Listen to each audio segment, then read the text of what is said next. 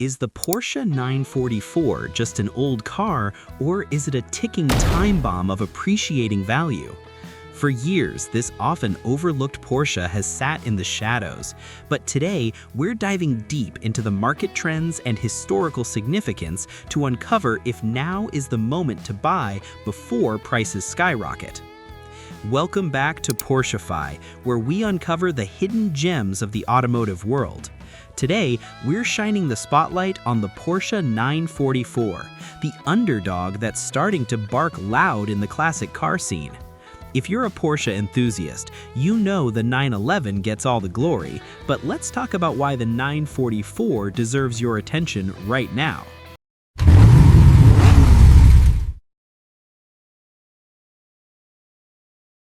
First off, beyond the iconic 911, the Porsche 944 was Porsche's bold move to expand its lineup in the 1980s. Introduced in 1982 as a successor to the 924, the 944 was positioned as an entry-level sports car that brought Porsche's engineering prowess to a broader audience. It wasn't just a watered-down version, it was a front-engine, rear-wheel drive coupe designed to blend performance with practicality, appealing to those who wanted Porsche prestige without the 911's price tag or rear-engine quirks.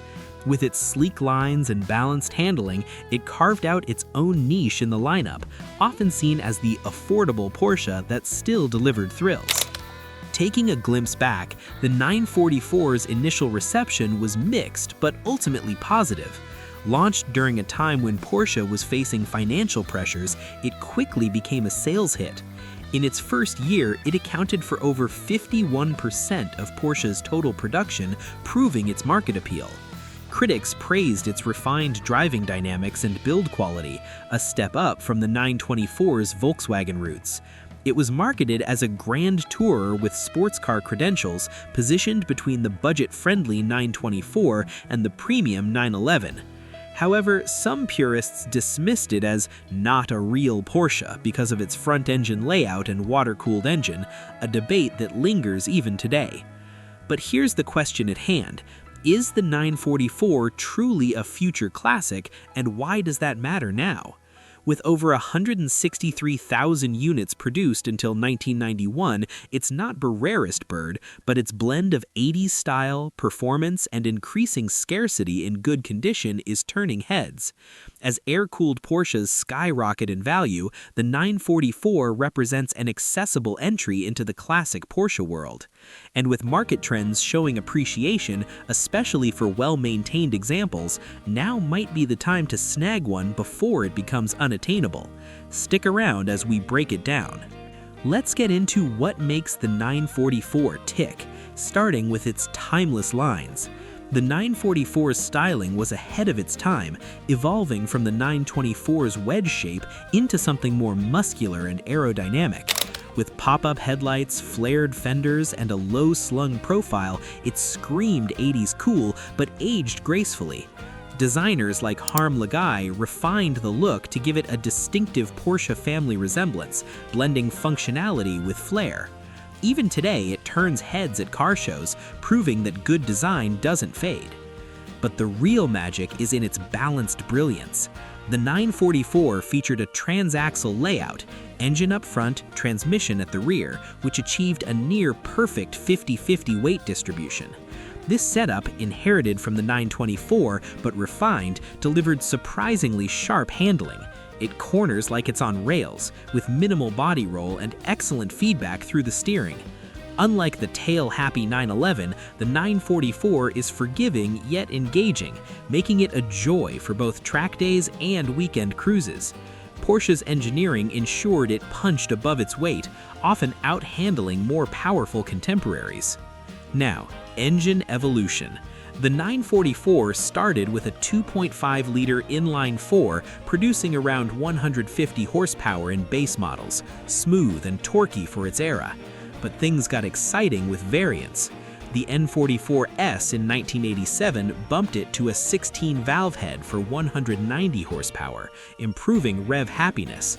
Then came the S2 in 1989 with a larger 3-liter engine delivering 208 horsepower and 207 pound-feet of torque, making it the pinnacle of naturally aspirated 944s.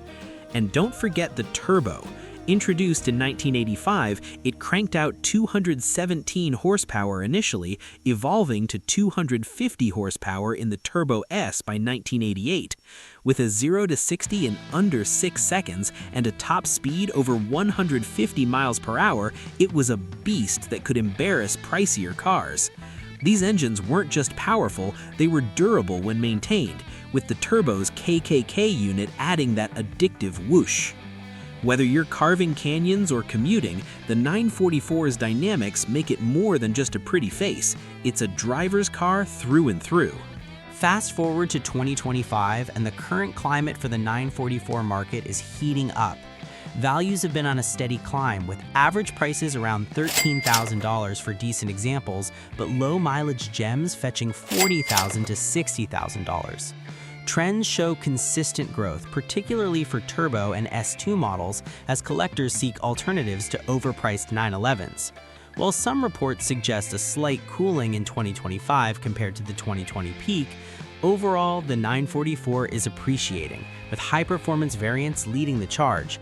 It's no longer the bargain basement Porsche. Prices have risen 50% in recent years, signaling hidden value waiting to explode.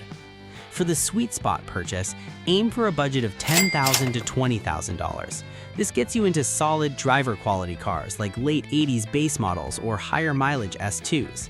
The S2 stands out as the best bang for your buck. Its 3-liter engine offers refined power without the turbo's complexity, and it's often called the lineup's pinnacle. If boost is your thing, early turbos provide thrill without the premium of the rare Turbo S. Avoid automatics if you want the full experience. Manuals are more engaging and hold value better. Now, maintenance and ownership. Common concerns include timing belt failures, replace every 30,000 miles, water pump issues, head gaskets, and rust in wheel arches or floors. Annual costs average around $950, which isn't outrageous for a Porsche. Parts availability is strong. Thanks to the 944's popularity, aftermarket support is robust and many components are shared with other models. Myths about sky-high upkeep are overblown. With regular service, it's reliable. Just budget $500 for belts and pump every few years and get a pre-purchase inspection to avoid headaches. Ownership is rewarding, but it's not for the faint of wallet. Treat it right and it'll pay dividends in fun and potential value. To earn classic status, a car needs to check several boxes. First, scarcity versus abundance. The 944's production topped 163,192 units, so it's not ultra-rare overall. But variants like the 1988 Turbo S limited production or cabriolets are scarcer, boosting collectability. With attrition from neglect, good examples are becoming harder to find, driving up demand and prices. It's not about low numbers alone, it's about surviving specimens that tell the story. Cultural impact and pop culture. The 944 has a solid footprint in racing history. Porsche launched the 944 Turbo Cup Series in 1986, running championships in Germany, France, Canada, South Africa, and the US until 1990. Nearly 200 factory-prepped cars competed, birthing modern one-make series like the Carrera Cup. In pop culture, it's appeared in films like Pretty Woman, though often overshadowed, and embodies 80s excess in music videos and ads. Its role in motorsport and as an accessible Porsche icon cements its legacy. Finally, the X factor. It's the intangible qualities, that crisp throttle response, the way it hugs corners with poise, the emotional connection from owning a piece of Porsche history without breaking the bank. The 944 feels unique. Not as raw as a 911, but more approachable, fostering a loyal community of enthusiasts. It's the car that makes you smile every drive, blending heritage with modernity in a way few can match.